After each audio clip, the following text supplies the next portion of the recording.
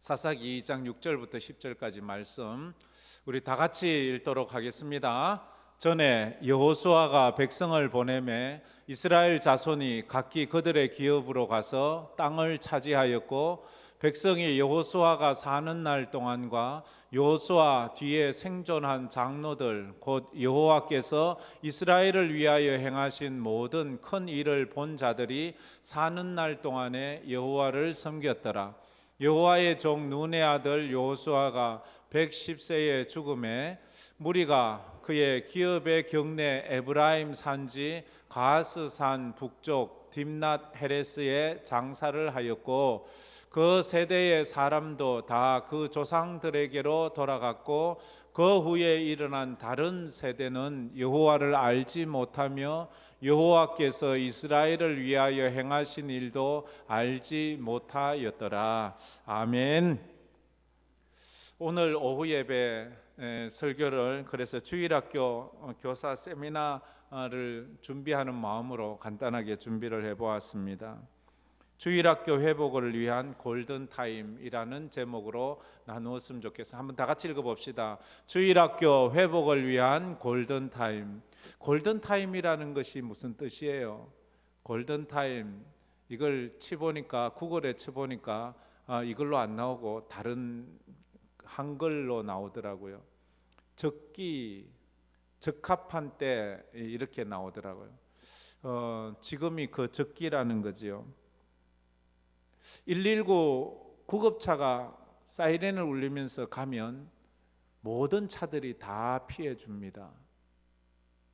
왜냐하면 그 119 구급차에 탄 환자의 생명을 구하는 골든타임이 있기 때문입니다. 그것을 가로막으면 그 환자는 죽을 수도 있습니다. 그래서 119 구급차가 가는데 방해를 하면 그 굉장히 큰 벌금을 내야 되고, 심지어 거기에 대한 책임을 져야 되기도 합니다. 어쩌면 지금 우리 한반도, 지구 전체도 그런 모습이 있지만 특히 이 한반도는 저출산에다가 자녀들이 적고 또 젊은 세대들의 신앙관이 점점 작아지는 이때에 우리 이 골든타임, 주일학교 젊은 자녀들을 회복시키는 이 골든타임을 위해서 우리 교회가 사이렌을 울릴 때 모든 교회 교인들이 함께해 주어야 되리라, 그래 생각을 합니다. 이 일에는 아마 누구도 이의가 없을 거예요. 이 일에는 누구나 다 동의를 할 수 있다고 생각을 합니다.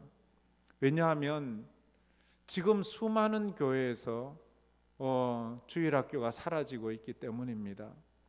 그냥 우리 뉴스에서 듣는 무슨 초등학교가 또 합병했다더라, 중학교도 고등학교도 이제 대학교도 문 닫았더라, 이런 이야기가 남의 이야기 같이 들리지만 그게 바로 교회에 직결된다는 것을 우리는 알아야 합니다. 왜냐하면 세상에 예수 안 믿는 사람들이 줄어드는 그 비율보다 예수 믿는 사람들 중에서 우리 자녀들이 교회를 떠나는 비율이 더 많기 때문에 그래요. 더 그 비율상 엄청나게 큽니다. 그래서 우리가 늘 기도해야 합니다. 하나님, 우리 황금교회는 주일학교가 끝까지 살아남고 부흥하게 해주세요. 저희 교회 주일학교도 지난주에도 제가 잠깐 얘기 드렸지만, 제가 오고 나서 제가 2015년도 8월 2일 날 왔습니다. 그리고 지금 얼마나 흘렀어요? 지금 제가 해보니까요, 세상적으로는 한 38%, 다른 교회, 전체 교회에서는 주일학교가 그동안 38%가 줄었는데 저희 교회는 거의 50%가 줄어들었어요. 그래도 하나님 은혜로 어쨌든 합병을 했지만 영아부, 제가 왔을 때만 해도 영아부 교육자 따로, 유치부 교육자 따로, 유년부 교육자 따로, 초등부 교육자 따로, 중등부 교육자 따로, 고등부 교육자 따로, 대학부 다 있었습니다. 근데 지금 어떻게 됐나요? 영유치부가 합병되었습니다. 그런데 전에 한 부서보다도 숫자가 적습니다. 유초등부가 합병되었습니다. 그래서 교육자가 하나입니다. 그런데 전에 한 부서보다도 적습니다. 중고등부도 합병했습니다. 그런데 전에 한 부서보다도 적어졌습니다. 다니엘 청년부는 그대로 있지만 전에 왔을 때 제가 오는 날, 그날이 8월달 헌신예배였어요. 그때는 다니엘 청년부가 첫째 주이면 헌신예배 올라와서 찬양을 하고 했거든요. 그때 청년부가 여기에 서서 특송을 했습니다. 그때 섰던 아이들 숫자가 정확하게는 기억하지 못하지만 60명이 넘었었습니다. 60명이 넘는 아이들이 이 특송을 했었습니다. 그런데 지금 다니엘 청년부가 그 반밖에 안 됩니다. 이게 시대적 상황이기도 하지만 우리 교회의 현실이기도 합니다. 그래서 우리 교회는 올해의 주일학교 회복을 위해서 골든타임이 되리라 생각을 합니다. 올해 우리가 하나님 앞에 엎드려서 잘 회복하면 어쨌든 이 시대에 복이 드물게 주일학교가 부흥할 수가 있습니다. 제가 생각할 때 불가능한 건 아니에요. 우리 교인들 자녀만 나와도 지금보다는 배가 부흥할 수 있습니다.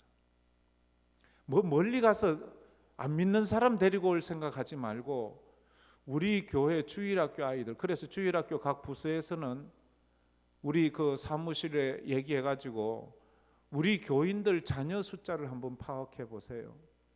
그리고 그 아이들에게 꾸준히 선물도 보내고 편지도 보내고 관심도 보내고, 그래서 언제 한번 초청 잔치를 한번 벌여보세요.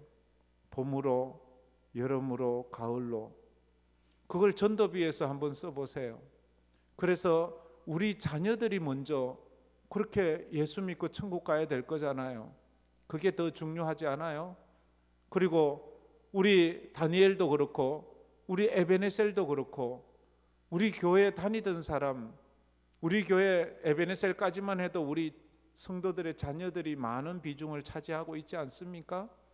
그래, 그런 사람들 전도 전략을 세우면 충분히 저는 부흥할 수 있는 기회가 있으리라 그래 생각. 물론 이게 결코 쉬운 게 아니라는 것을 압니다. 아예 모르는 사람 전도하는 게 설 익은 사람 전도하는 것보다 쉽거든요. 그렇잖아요, 그죠? 가족 전도하기가 보통 어려운 게 아니에요. 그러나 또 가족은 또 가족이 전도할 수밖에 없는 것 아니겠습니까? 그렇게 했으면 우리는 절대로 코로나 이전으로 돌아갈 수 없습니다. 코로나 이전 같은 그런 마음으로 돌아갈 수는 절대로 없습니다. 이미 코로나를 지나면서 코로나 이 한 문제가 문제가 아니고요, 세상이 바뀌어 버렸어요. 한순간 챗 GPT는 옛날 고물이 돼버렸고 AI 시대가 와가지고 인공지능 시대에 우리는 도저히 더 이상 그 전으로 돌아갈 수가 없어요. 그거를 명심해야 되고 우리 교회도 이 시대가 변화됐다는 것을 알아야 돼요. 이거 인정해야 돼요. 그래야 됩니다. 그래서 여호수아 3장에서도 여호수아가 가나안에 들어가면서 이런 말을 했습니다. 너희가 이전에 이 길을 지나보지 못하였다. 이전에 걸어가지 못했던 길을 걸어가야 된다고 말을 하고 있습니다. 광야 40년은 살다 보면 같은 길을 또 돈 적도 있어요. 그 광야에서, 그러나 이들은 이제 더 이상 광야로 나가지 않습니다. 요단강을 건너 가나안에 들어가요. 이건 이전에 40년 동안 단 한 번도 가보지 못한 그런 길이에요. 지난 우리 교회가 창립되고 45년, 그 길은 어쩌면 많은 교회들이 걸어갔던 길일 거예요. 그러나 지금 우리가 가야 되는 이 길은요, 완전히 다른 시대를 걸어가야 되기 때문에 정신을 바짝 차려야 됩니다. 그래서 먼저 기억해야 될 건, 첫째로 교사가 얼마나 중요한 직분인가를 인식해야 합니다. 다 같이 읽어봅시다. 교사가 얼마나 중요한 직분인가를 인식해야 합니다. 교사가 너무너무 중요해요. 그래요. 교사 없이 아이들 가르칠 수 없잖아요. 사회에서는 말해요. 앞으로 학교 선생님들도 직장을 잃을 날이 멀지 않았을 거라고. 그래요. 그게 오늘날의 슬픈 현실이에요. 학교에 스승은 없고 선생만 있어요. 그 선생은요, 사람이 아니라도 돼요. AI 인공지능이 와서 가르쳐도 돼요. 그 컴퓨터가 다 가르쳐도 돼요. 도리어 컴퓨터가 사람보다 더 잘 가르쳐요. 그러나 인성은 스승이 가르치지 컴퓨터가 가르칠 수 없어요. 근데 교회는 이게 다르거든요. 신앙 교육이잖아요. 지식 교육이 아니에요. 이론 교육이 아니에요. 우리가 가르치고자 하는 것은 신앙 교육이에요. 신앙은 인격보다도 더 깊은 것을 이야기를 해 주어야 돼요. 그런데 신앙도 그냥 AI 인터넷으로 예배 한번 드리고 인터넷으로 성경 공부 좀 하고 이래 가지고는요, 지식은 배울 수 있지만 신앙은 배울 수 없어요. 지식으로 천국 갈 수는 없어요. 신앙으로 천국 가는 거예요. 그래서 우리가 더 깊은 신앙을 가지도록 해야 돼요. 천국에 가지도 못할 컴퓨터가 가르치는 그것이 우리를 천국으로 인도할 것이라고요? 그것은 우리가, 그러니까 교사가 참 중요하다는 것을 알아야 돼요. 사람이 일을 맡기는 것도 믿을 만한 사람에게 맡겨요. 일도. 그런데요, 돈은 믿을 만해서 맡길 수 있는 게 있어요. 진짜 믿을 만한 사람한테 돈을 맡기는 거예요. 안 맡겼다고 그거 떼이면 어떡해요? 그런데요, 일도 아니고 돈도 아닌 그보다 더 중요한 사람은요, 누구한테 맡겨야 돼요? 진짜 믿을 만한 신복에게 맡겨야지요. 여기 주일학교 교사 분들에게 제가 박수를 보내고 격려를 드립니다. 우리 교회가 여러분을 그만큼 신뢰합니다. 아이들의 영혼을 맡기고 있잖아요. 자기의 값어치를 너무 가볍게 보지 마십시오. 아이고, 나같이 주일학교 교사 학교에서 아니요. 교회 재정을 맡기는 사람도요, 아무나 안 맡겨요. 재정보다 귀한 우리 자녀들의 영혼을 맡기는 사람은요, 더 중요한 분들이에요. 그러니까 여러분들이 더 사명감을 가지고, 야, 내가 이렇게 중요하구나, 내가 저 집 아이의 영혼을 내가 책임지는구나, 이런 마음을 가지고 있어야 돼요. 그렇잖아요. 학생들을 사역의 대상으로 보지 마세요. 학생들을 관계의 대상으로 보세요.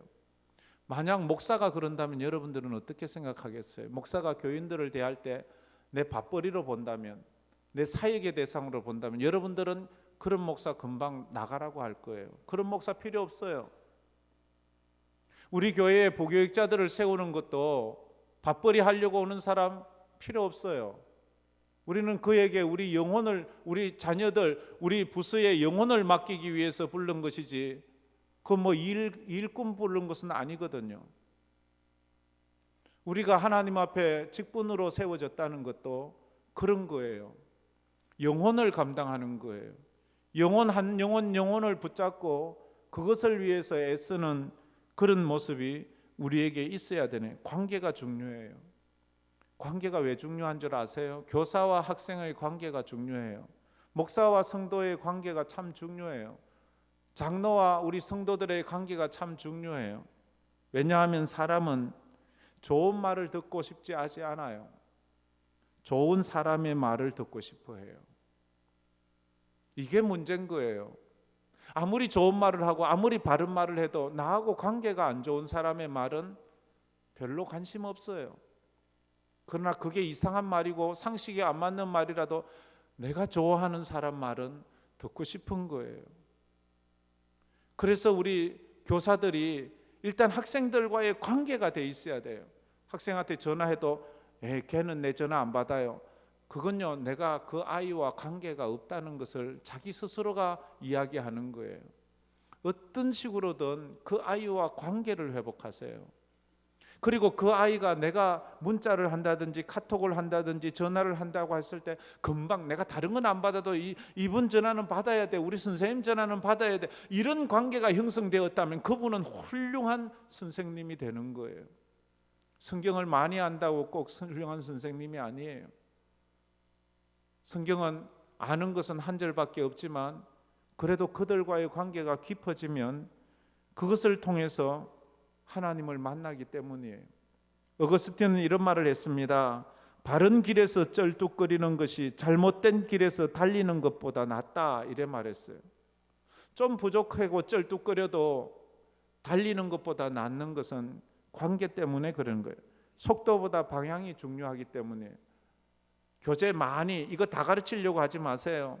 하나를 가르쳐도 바르게 가르치려고 하는 것이 중요해요. 그래서 교사의 한마디가 학생의 인생을 바꿀 수 있습니다. 이건 우리가 다 잘 아는 말이잖아요. 선생님의 말 한마디가 인생을 바꾸어요. 우리 중고등학교 때도 그랬잖아요.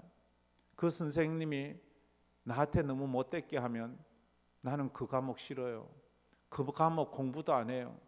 그 과목은 무조건 뭐 성적 안 좋게 나오는 걸 당연하지요. 그러면 그 학생의 인생을 망치는 거예요. 내가 말 한마디 한 것 때문에 그런 상처를 주어서는 안 되지요. 제가 오늘 표를 하나 만들었는데 청소년이 부모에게 가장 듣고 싶은 말이 있어요.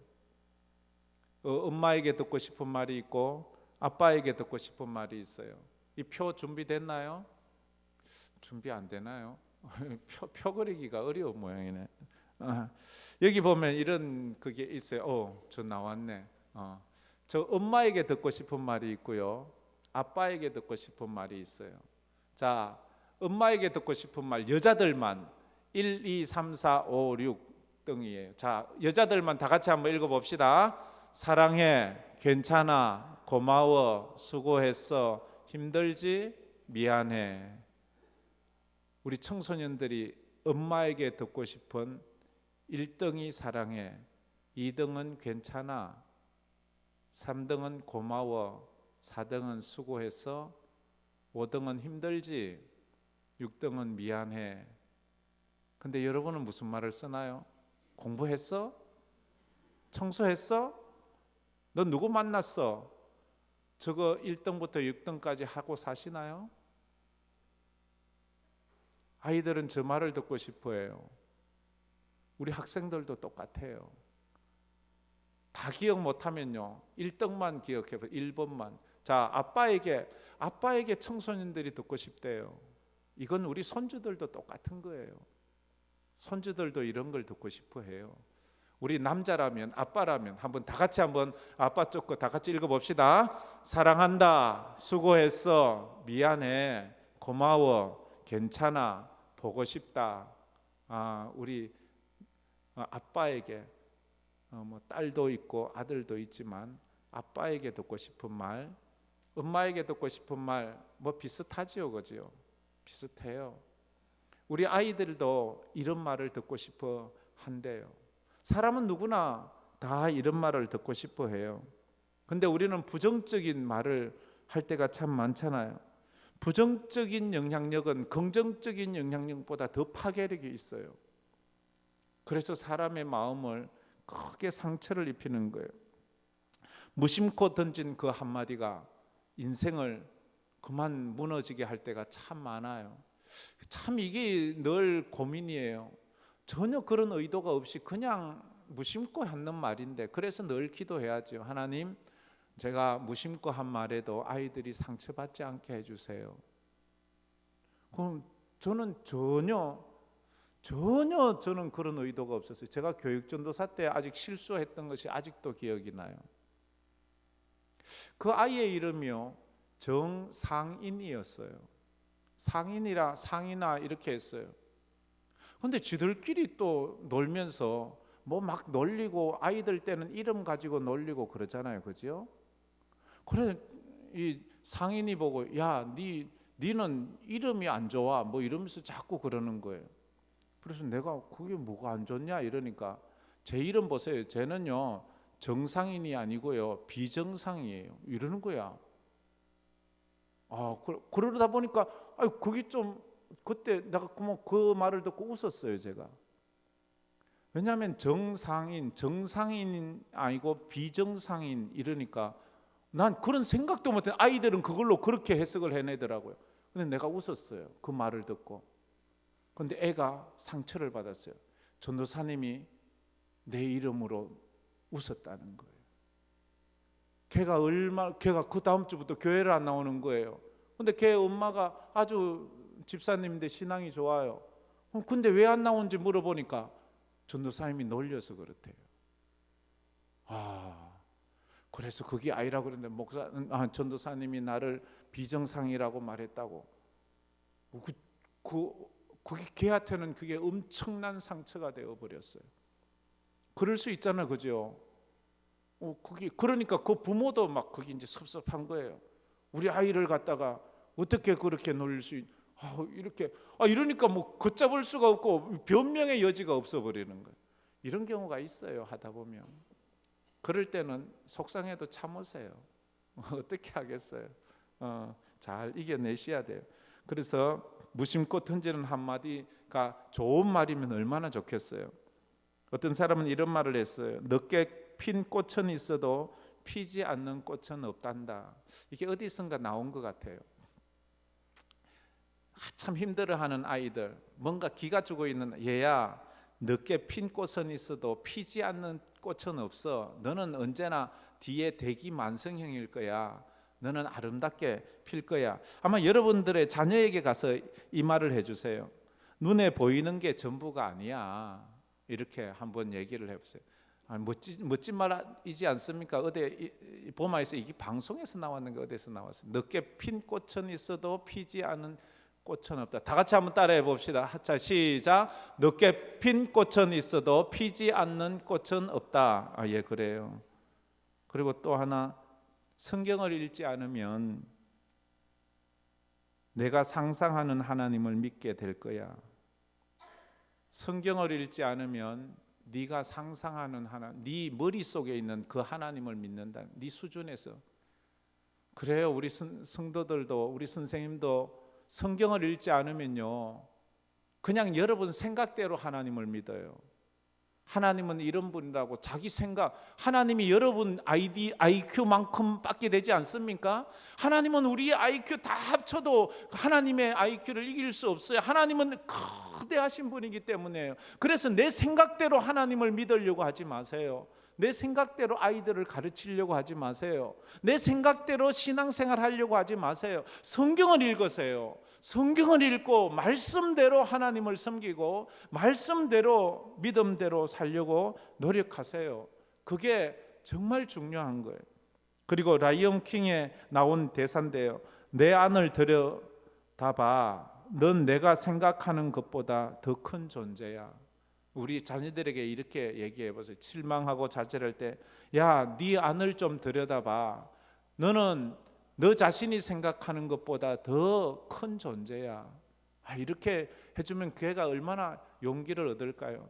너는 네가 생각하는 것보다 더 큰 존재야. 다 해봅시다. 시작. 너는 네가 생각하는 것보다 더 큰 존재야. 한 번 더. 너는 내가 생각하는 것보다 더 큰 존재야. 우리 자녀들에게 그렇게 한번 격려를 해보세요. 너는 네가 생각하는 것보다 더 큰 존재가 될 거야. 우리 에베네셀, 여러분이 생각하는 것보다 더 큰 위대한 사람이 될 겁니다. 할렐루야. 기분 좋지요? 얼마나 좋은 말이에요. 누가 나한테 이런 말 해줬으면 참 제가 커피라도 사고 싶을 정도로 너무 좋은 말인 것 같습니다. 그래요. 우리 선생님들에게 과제를 하나 낼게요.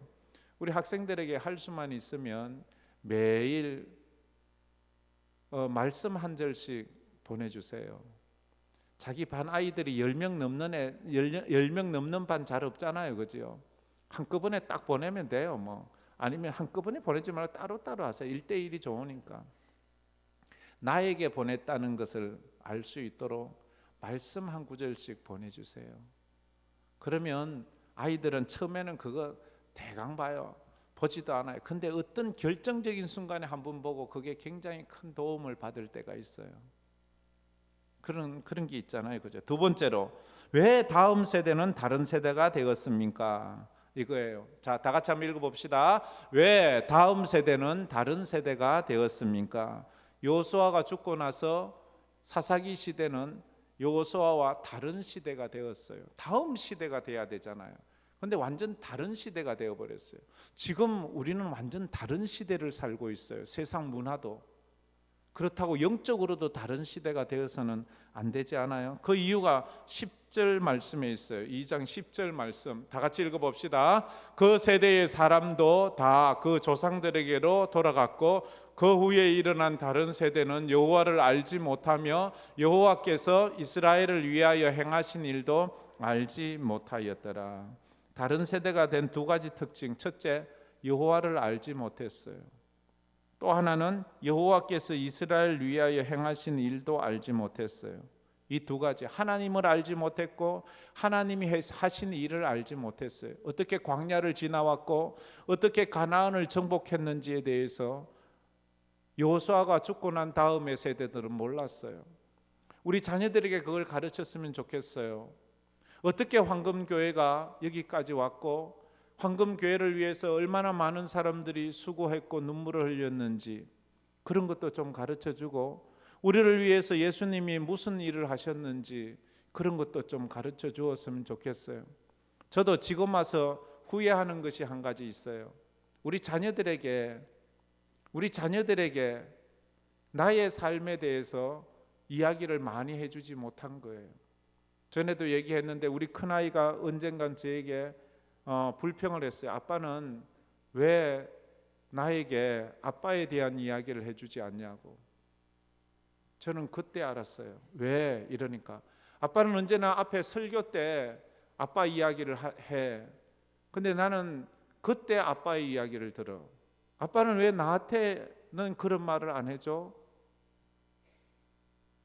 제가 결혼을 하고 어떻게 신학을 하고 어떻게 또 미국을 가고 어떻게 여기서 살아가는지 아이들은 아무것도 모르잖아요. 어떻게 살아가고 있는지. 그런데 내가 설교 시간에 내가 얘기할 때마다 아이는 아빠가 저렇게 고생이 많았구나, 아빠가 저런 좋은 일도 있었구나, 아빠는 저런 삶을 살았구나, 그때야 아는 거예요. 근데 그것이 파편적으로 아는 거예요. 아빠를 잘 모르는 거예요. 아마 여호수아와 그 다음 세대도 그랬던 것 같아요. 먹고 사는 게 바쁘다고 자녀들에게 그들이 만난 하나님, 그들의 하나님께서 어떻게 가나안 애굽에서 건져주시고 가나안을 향하여 40년 광야 생활을 어떻게 먹이셨는지에 대해서 정확히 얘기를 해주지 못했는 거예요. 그리고 어떻게 홍해를 건넜고 여리고성이 어떻게 무너졌고 어떻게 가나안의 12지파의 땅을 차지했는지에 대해서 정확히 얘기해 주지 못했는 거예요. 그냥 열심히 살아서 되는 줄 알았는 거예요. 여러분들의 삶을 이야기해 주세요. 그러면서 여러분들의 만났던 그 하나님을 이야기해 주세요. 그리고 그 하나님께서 어떤 하나님인지에 대해서 여러분들의 자녀에게 이야기해 주세요. 그러면서 첫째로 눈에 보이는 세상을 보이지 않는 천국보다 더 추구하게 되었습니다. 다 같이 읽어봅시다. 눈에 보이는 세상을 보이지 않는 천국보다 더 추구하게 되었다는 거지요. 눈에 보이는 것이 더 중요한 가치관이 되어버렸어요. 하늘의 영원한 가치관보다 이 땅의 것이 더 좋아 보였어요. 그래서 서양 속담에 이런 말이 있어요. 운동은 하루를 짧게 하지만 우리의 인생을 길게 한다고 서양 속담이 말해요. 운동은 하루를 짧게 하지만 우리 인생은 더 길게 한다고. 이게 무슨 말이에요? 운동을 해서 건강해져야 더 오래 산다는 거예요. 그처럼 하나님과의 교제는 하루를 짧게 하지만 우리를 영생으로 인도해요. 하나님과 교제하는 말씀과 기도의 시간이 우리의 하루를 짧게 해요. 그러나 우리의 인생은 영생으로 인도하는 긴 시간을 만들어낼 거예요. 우리 아이들에게 이런 시간을 했으면 좋겠어요. 우리가 주일날 나와서 예배 드리는 것은 일주일을 짧게 해요. 그래서 우리가 아이고 할 일도 많고 바쁘기도 하고 피곤도 한데 좀 쉬면 좋지만 여기 와서 하나님의 말씀을 듣고 믿음의 삶을 살게 되면 우리의 삶이 시간은 줄어든 것 같지만 우리 영생으로 우리를 인도해 주지 않습니까? 우리 자녀들이 그런 믿음의 삶을 살아야 돼요. 그래서 디모데전서 4장 8절에 이렇게 말했습니다. 다 같이 읽어봅시다. 육체의 연단은 약간의 유익이 있으나 경건은 범사에 유익하니 금생과 내생에 약속이 있느니라. 육체의 연단은 약간은 유익이 있지만 경건 생활은 범사에 유익하다고. 그래서 금생과 내생에 약속이 있다고 말합니다. 그래 경건의 훈련이 필요해요. 두 번째로 체험적 신앙교육이 아니라 지식적 신앙교육을 가르쳤다라고 말했습니다. 다 같이 읽어봅시다. 체험적 신앙교육이 아니라 지식적 신앙교육을 가르쳤어요. 이것이 여호수아 이후 시대의 문제였어요. 말씀을 가르치긴 가르쳤어요. 근데 지식만 가르쳤어요. 체험이 없어요. 말씀에는 언제나 간증이 있어야 돼요. 그 말씀을 통해서 내가 은혜 받은 은혜가 있어야 돼요. 오늘도 우리가 오전에 받은 말씀이 있다면 그것으로 우리 가정교회 교인들 아니면 주일학교 아이들 우리 에베네셀 조모임에서 나누자면 내가 그 말씀을 들을 때 내 마음에 은혜 받은 것을 함께 나누어야 돼요. 내가 만났던 하나님을 같이 공유할 때에 저 사람들이 저 말씀에 저런 은혜를 받았구나 이런 도전을 받거든요. 근데 그냥 앵무새처럼 목사님이 오늘 이렇게 말씀했습니다. 다 들었지요? 이렇게 하고 끝나면 그거는 지식 전달밖에 되지 않지 않습니까? 그래서 우리가 늘 체험적 신앙 교육을 하려고 노력해야 돼요. 추상적인 것만 전해서는 안 돼요.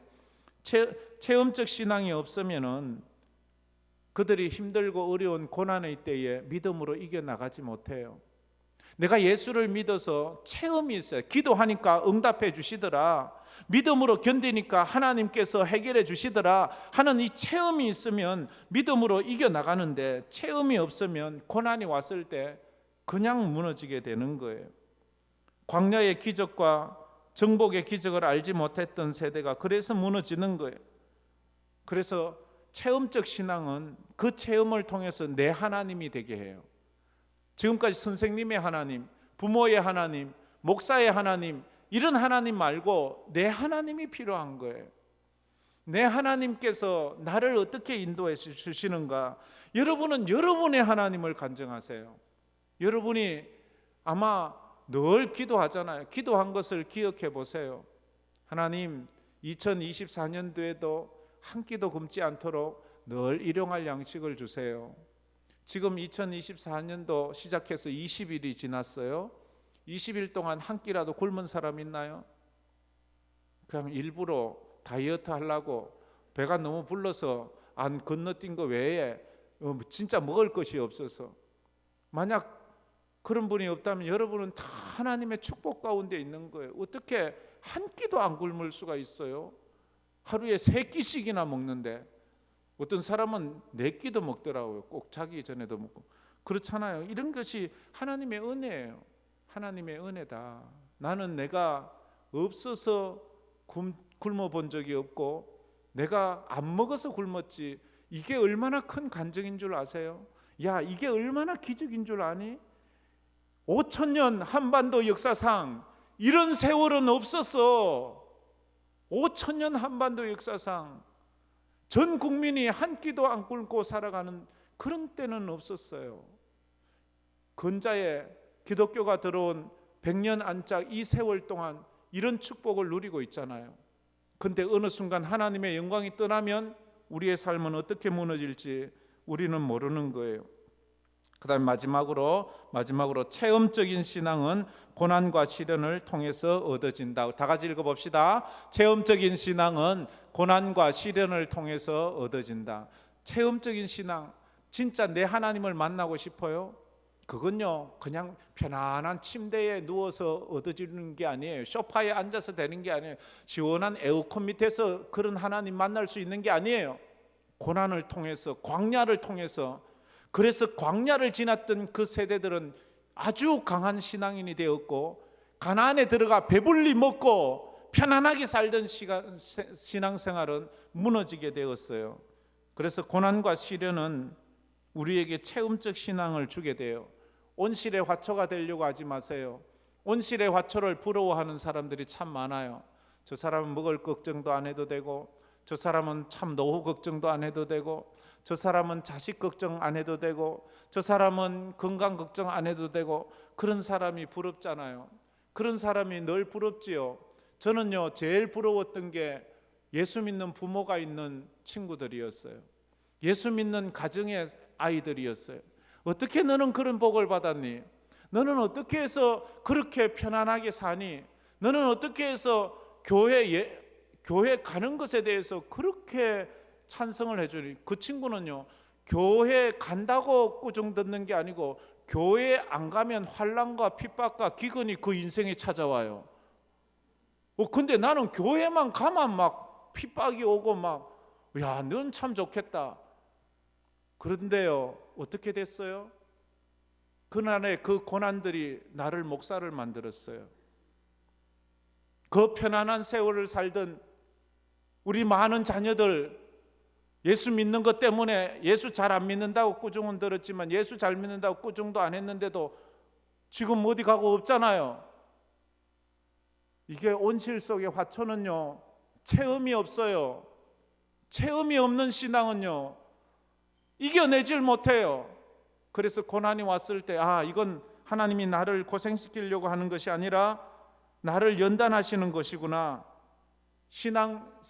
성경을 다 보세요. 고난의 길을 걸어갔던 사람과 편안한 삶을 살았던 사람의 신앙의 끝이 어떤지. 요셉은 어떻게 살았어요? 요셉의 형들 편안하게 요셉 팔고 그 판 돈으로 맛있는 거 다 사 먹었어요. 근데 그들은 인생이 어떻게 되었고 요셉의 인생은 어떻게 되었어요? 다윗은 어떻게 되었나요? 다윗을 괴롭히고 왕실에 앉아서 왕관 쓰고 편안하게 살던 사울은 어떻게 되었나요? 다니엘은 어떻게 되었나요? 사자굴 속에 들어갔던 그 다니엘. 욥은 어떻게 되었나요?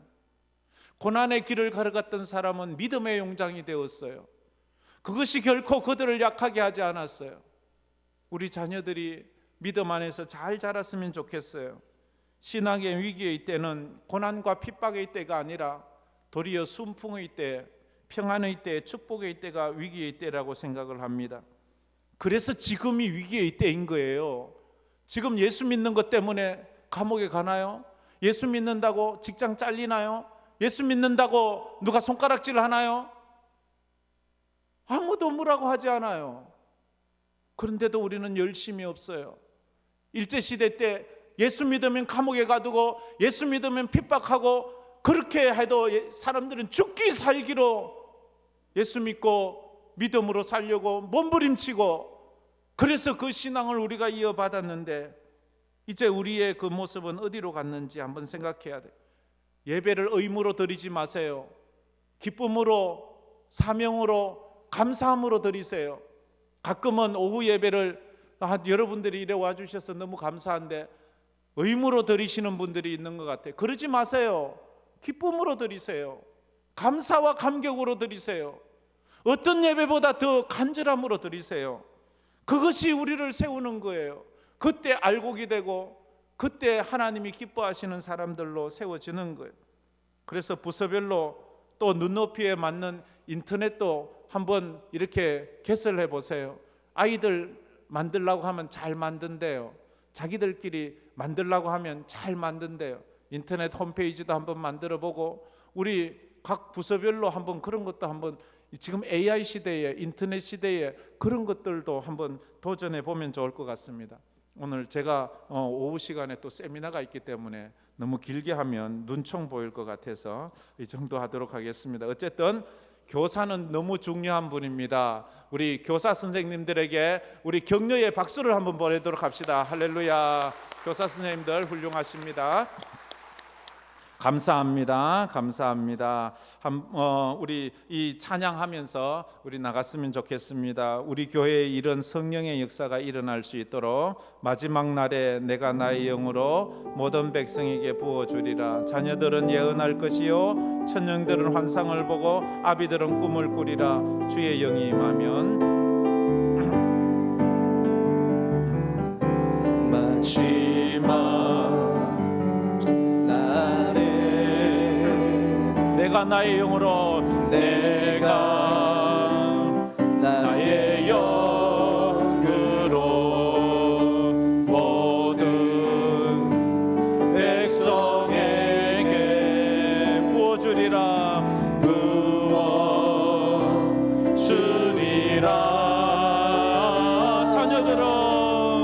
자녀들은 예언할 것이요 청년들은 환상을 보고 아비들은 꿈을 꾸리라. 주의 영이 임하면 자녀들은 예언할 것이요 청년들은 환상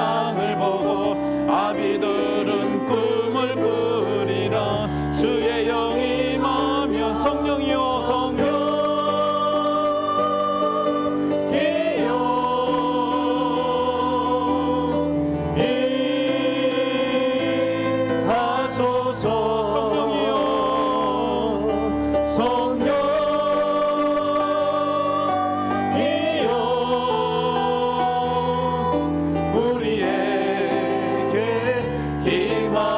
부릅시다. 마지막 날에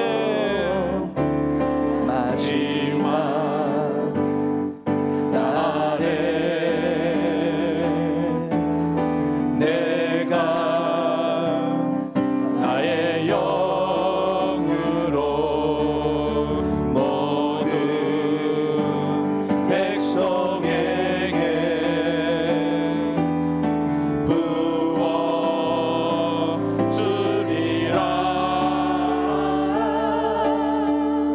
자녀들은 예언할 것이요 청년들은 환상을 보고 아비들은 꿈을 꾸리라. 주의 영이 임하면 자녀들은 예언할 것이요 청년들은 환상을 보고 아비들은 꿈을 꾸리라. 주의 영이 임하면 성령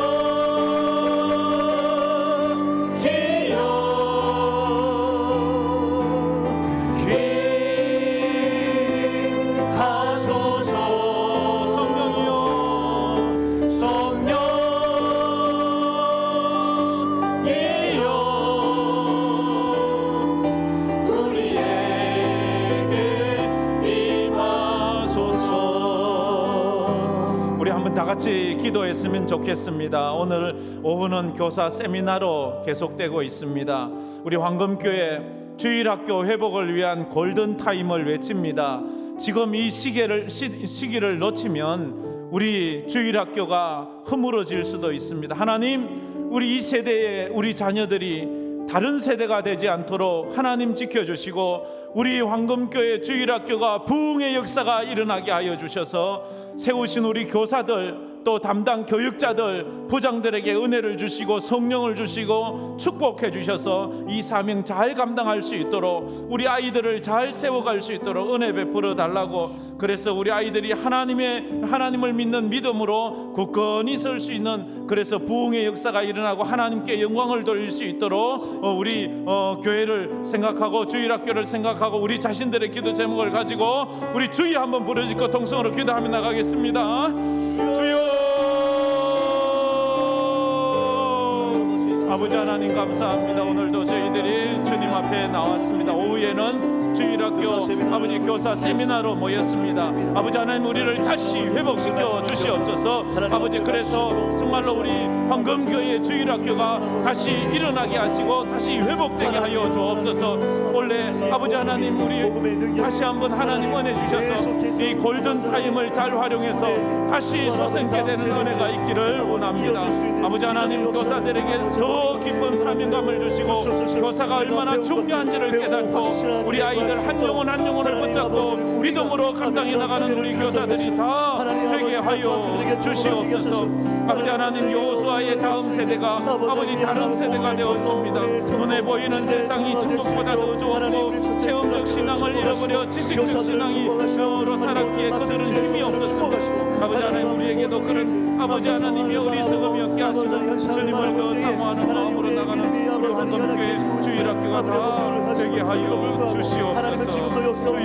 주여 영광 받아 주시옵소서. 참 좋으신 하나님 감사합니다. 세상이 변했습니다. 코로나 이후로 아버지 하나님이여 다시는 돌아갈 수 없는 강을 걷는 것처럼 세상은 변화되어 인터넷 시대를 넘어 AI 시대가 왔습니다. 인공지능이 어쩌면 사람을 지배할 수 있는 그런 시대까지 오는 것 같습니다. 아버지 하나님, 그럼에도 불구하고 우리는 자녀들에게 신앙 교육을 해야 합니다. 인터넷이 할 수 없는 영적인 교육을 해야 합니다. 아버지 하나님, 우리 황금교회에 이 사명을 맡기셨사오니 우리 주일학교를 축복하여 주시고 주일학교가 새로워지게 하여 주시옵소서. 특별히 세우신 교사들 또 세우신 교육자들 부장들 하나님 축복해 주셔서 이 사명 잘 감당하게 하여 주시옵소서. 그래서 하나님께 영광 돌리는 우리 모든 황금교회 주일학교 부서 서포터스가 되게 하여 주옵소서. 아버지, 또 계속되는 세미나 위에도 은혜를 더하여 주실 줄 믿습니다. 오후에도 주일 헌금을 드리고 또 감사의 물을 드립니다. 주님 감사합니다. 수술 잘 마치고 퇴원하게 됨을 감사합니다. 앞으로 건강하게 살아갈 수 있도록 도와주옵소서. 드렸사오니 늘 감사가 넘치는 인생을 살게 하여 주시옵소서. 지금은 우리 주 예수 그리스도의 은혜와 우리 하나님 아버지의 무한하신 사랑하심과 성령님의 감화 감동으로 충만하심이 주의 말씀에 순종하여 우리 자녀들에게 믿음의 대가 이어지기를 원하고, 우리 주일학교에 하나님을 믿는 신앙교육이 이어지기를 원하고, 그래서 주일학교가 부흥의 불길 타오르기를 원하며 이 일에 헌신하기로 마음에 다짐하는 각 주일학교 선생님들과 부서의 모든 관계된 분들과 우리 모든 성도들 머리머리 위에 파송된 선교사들 위에 이제로부터 영원토록 함께 있을지어다. 아멘.